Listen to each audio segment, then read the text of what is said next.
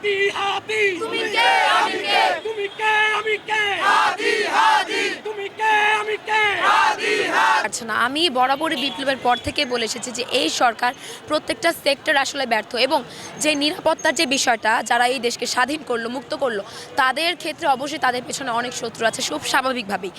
আমাদের এই জুলাই যোদ্ধাদের নিরাপত্তা দিতে সম্পূর্ণরূপে এই ইন্টারিম ব্যর্থ হয়েছে এবং আমাদের যারা বলিষ্ঠ কণ্ঠস্বর যে ওসমান হাদি তিনি নির্বাচনের একজন প্রার্থীও ছিলেন, প্রার্থী হিসেবে তার যে নিরাপত্তাটুকু নিশ্চয়তার কথা ছিল সেই দিক থেকেও এই ইন্টারিম সম্পূর্ণরূপে ব্যর্থ হয়েছে। আচ্ছা, আমি অবশ্যই জানি আমাদের মাঝে এখানে অনেক রকমের আওয়ামী লীগের স্পাইরা রয়েছে, এমনকি ভারত থেকে আসা আততায়ীরাও রয়েছে আমাদের মধ্যে এখানে। তো ভারত আসলে আমি একটা ঘটনা আপনাকে বলি, বর্তমানে হচ্ছে ধানমন্ডি 32, আমি একটু আগে আসলাম, তো সেখানে ছাত্র জনতা সাধারণ জনতা মিলে সেই ধানমন্ডি 32কে ঘুরিয়ে দেওয়ার প্রচেষ্টা রয়েছে। এর আগে যতবারই আমরা ধানমন্ডি 32 ভাঙতে গেছি তখন কিন্তু সেনাবাহিনী সহ বিজিবি মোতায়েন করা হয়েছে। আজকের ঘটনা কিন্তু ভিন্ন, কারণ আজকে বিক্ষুব্ধ ছাত্র জনতা যে পরিমাণে ছাত্র জনতা রাস্তায় নেমেছে, আমাদের যে ঐক্যবদ্ধতা এই ঐক্যবদ্ধতা দেখে তারা আসলে ঘাবড়ে গেছে, যার কারণে এখানে কোনো সেনাবাহিনী কিংবা বিজিবি মোতায়েন করা হয়নি। ঠিক একইভাবে আমরা যেহেতু এখন একটা ইস্যুতে ঐক্যবদ্ধ হয়েছি, এই মুহূর্তে হয়তো আমি ক্ষতিগ্রস্ত হচ্ছি না, কিন্তু রাত হলে যখন আমি বাসায় ফিরতে নিব কিংবা পরবর্তী কোনো আন্দোলনের পর যখন আমি বাসায় ফিরতে নিব তখন কিন্তু আমার উপরে হামলার অবশ্যই চান্স রয়েছে এবং আমি এই সরকারের ব্যর্থতা হিসেবে এটি দেখব না। আমি সরাসরি বলতে চাই এটি আমাদের জুলাই বিপ্লবের আন্দোলনকারীদের ব্যর্থতা, কারণ আমরা একটি অথর্ব সরকার গঠন করেছি।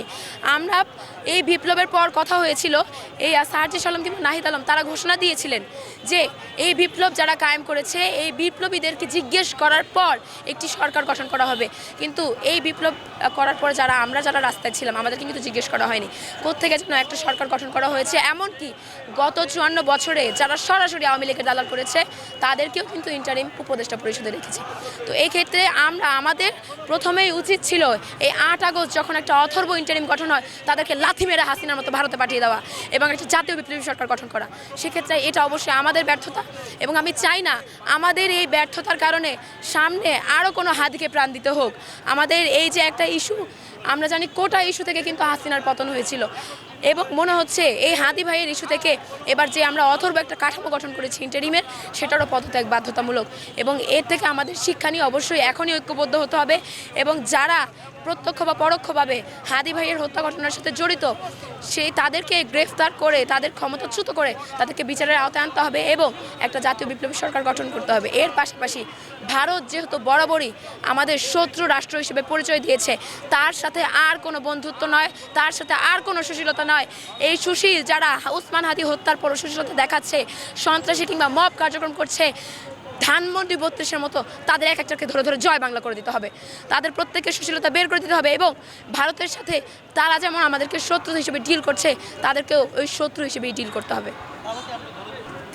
আসলে বিপ্লবের পরে একটা দল মনে করেছে যে হাসিনা চলে গেছে, কিন্তু এই যে ক্ষমতাগুলো জনগণ ঠিক মুজিবের মৃত্যুর পরে একটা সফট কর্নার থেকে হাসিনাকে যেমন নির্বাচনে পাশ করিয়েছিল কিংবা কোনো ভেজালের মাধ্যমে যেটাই হোক, তো তারা মনে করেছে এই যে বিপ্লবের একটা ইমোশন নিয়ে তারা যে সামনে এগিয়ে যাবে, জনগণ গণহারে তাদেরকে ভোট দিয়ে তাদেরকে ক্ষমতায় বসাবে কিংবা বিপ্লবের এই সফট কর্নার থেকে তাদের উপরে কোনো দোষ যাবে না। কিন্তু তাদেরকে সরাসরি এটা বলতে চাই, আওয়ামী লীগ এবং ভারত অবশ্যই আমাদের শত্রু এবং আপনারা কোনো না কোনোভাবে আপনাদের সাথে আমাদের মতবিরোধ থাকতে পারে, কিন্তু আপনাদের পরিচয় আপনারা বাংলাদেশপন্থী এবং ভারতের বিরোধী।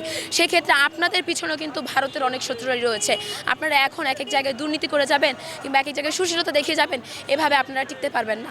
অবশ্যই বাংলাদেশ বিরোধীরা আপনাদের উপরে আক্রমণ করবে। আজকে যেমন হাদি, কালকে হাসনাত আবদুল্লাহ কিংবা হান্নান মাসুদের উপরে হামলা হবে। আমার উপরে সরাসরি ফেসবুকে হুমকি এসেছিল। ফেসবুকে যে বট বাহিনীর আইডিগুলো কিংবা আওয়ামী লীগ কিংবা ভারতের আইডিগুলো আমি বেশিরভাগই স্ক্রল করে দেখেছি, সবগুলো ইন্ডিয়া। তো এখানে বুঝতে বাকি নেই আসলে আমাদের পেছনে কারা আছে। তো তাদের হুমকিকে আসলে আমরা ভয় পাই না। মানে একটা কথা বলতে চাই, আমরা হাসিনা না যে আমরা পালিয়ে যাব, আমরা বাংলাদেশের জনগণ, এই দেশ আমার দেশ এবং এই দেশ ভারত থেকে আধিপত্যবাদ মুক্তি না হওয়া পর্যন্ত আমরা আমাদের রক্তের শেষ বিন্দু পর্যন্ত লড়াই করে যাব। আমাদেরকে হাসিনা কিংবা আওয়ামী লীগের সেই সুশীল ভেবে ভয় দেখাতে পারবেন না। এসব হুমকির আমরা আর পরোয়া করি না। জুলাই বিপ্লবের সামনেও রাজপথে ছিলাম এবং পরবর্তীতে যখনই দরকার হবে আমরা রাজপথে থেকে মোকাবিলা করব। এবার ফেসবুকে আগে পিছিয়ে লুকিয়ে এসব হুমকি আমাদের আসলে আমরা এগুলোর পাত্তা দিই না। টার্গেট করেছে আওয়ামী লীগ, আমি বলতে চাই তাদেরকে এখন কিন্তু হামলা করা হবে না।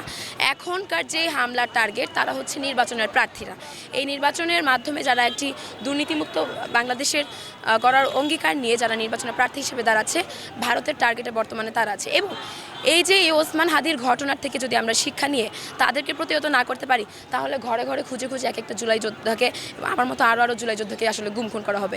এটা আমরা চাই না। আজকে শাহবাগে আমরা মনে করছি জুলাইয়ের একটা চিত্র ভেসে উঠছে এবং আমরা চাই এটা কন্টিনিউ হয়ে আমাদের যে বিপ্লবের যে অসমাপ্ত কাজগুলি যে রয়ে গেছে, এই হাসিনার যে কিবলা, ফ্যাসিস্টের কিবলা এবং তাদের যে দোসরদেরকে উৎখাত করা, এই কাজটা অসমাপ্ত রয়ে গেছে। এটি আমরা এবার আসলে সম্পূর্ণ করতে চাচ্ছি এবং এই দ্বিতীয় যে যুদ্ধ কিংবা পরিপূর্ণ যে স্বাধীনতা অর্জনের লক্ষ্যে যে গণঅভ্যুত্থান, সেটি ডাক আজকে আমরা এই শাহবাগ থেকে দিতে যাচ্ছি।